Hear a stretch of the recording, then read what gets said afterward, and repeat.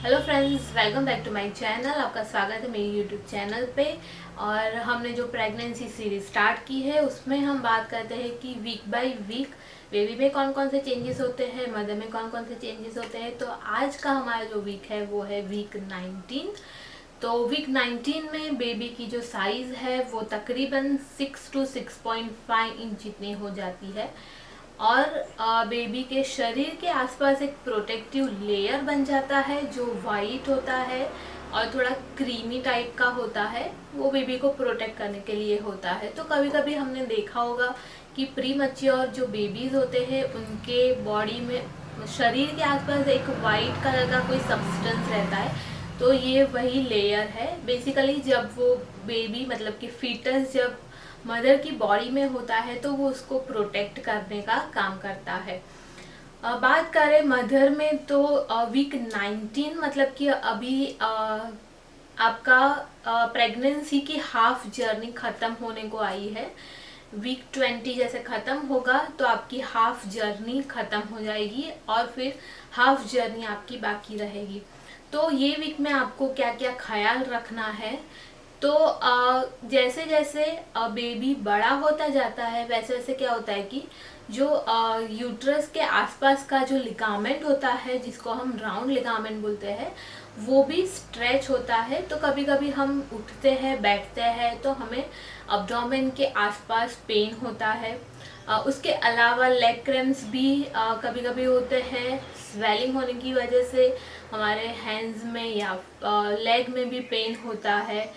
तो मतलब hip pain, S I joint pain, ये सारे पेन्स भी कभी कभी होते हैं। तो मतलब कि अभी हमारी जो मूवमेंट है वो हमें थोड़ी स्लो कर देनी है। हमें बहुत जर्की मूवमेंट्स नहीं करनी है। आप उठते हो बैठते हो कोई भी एक्टिविटी करते हो तो आपको बहुत आराम से करना है। आपको ध्यान रखना है कि कहीं कोई जर्क ना। यूट्रस की साइज जैसे जैसे बढ़ती है वैसे वैसे क्या होता है कि हमारा ये जो डायाफ्राम है उसके ऊपर भी प्रेशर आता है। मतलब कि जो डायाफ्राम है वो थोड़ा ऊपर की ओर चला जाता है।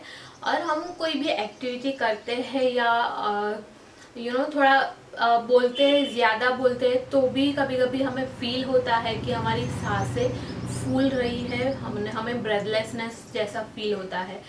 तो ये एक्चुअली होना बहुत नॉर्मल है क्योंकि हमारा जो डायाफ्राम होता है जो हमारे लंग्स को और अब्डोमिनल ऑर्गन को सेपरेट करता है, वो डायाफ्राम एक्चुअली प्रॉपर तरीके से उसको जगह मतलब कम मिलती है मूवमेंट करने के लिए और वो थोड़ा ऊपर की ओर चला जाता है। तो बेसिकली हमारे लंग्स है वो अच्छे से एक्सपांड नहीं हो पाते हैं।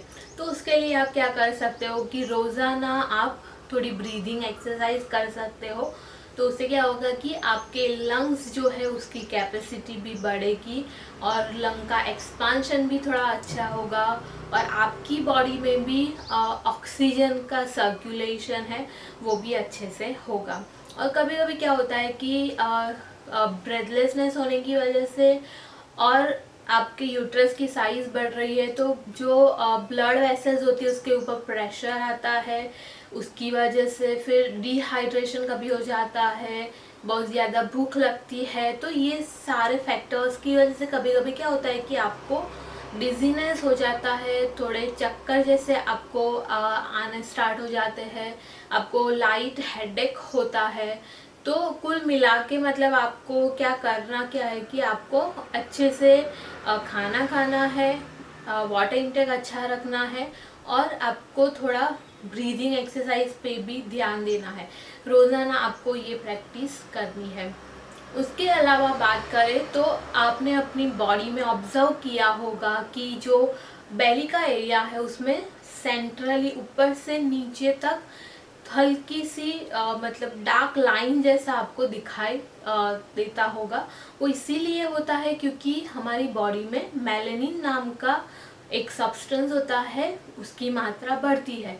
तो बेसिकली वो बेबी के लिए होता है पर हमारे शरीर में से ही बेबी को सब कुछ मिलता है। तो हमारे शरीर में वो मेलेनिन की मात्रा बढ़ती है तो उसकी वजह से हमें हमारे बेली के सेंट्रल एरिया में ऐसी डार्क लाइन अपीयर होना स्टार्ट हो जाता है जिसको हम। आपको मेरा ये वीडियो अच्छा लगा हो तो प्लीज़ उसे लाइक करें अपने फ्रेंड्स या फैमिली मेम्बर के साथ शेयर करें और मेरी चैनल को सब्सक्राइब ज़रूर करें। Thank you.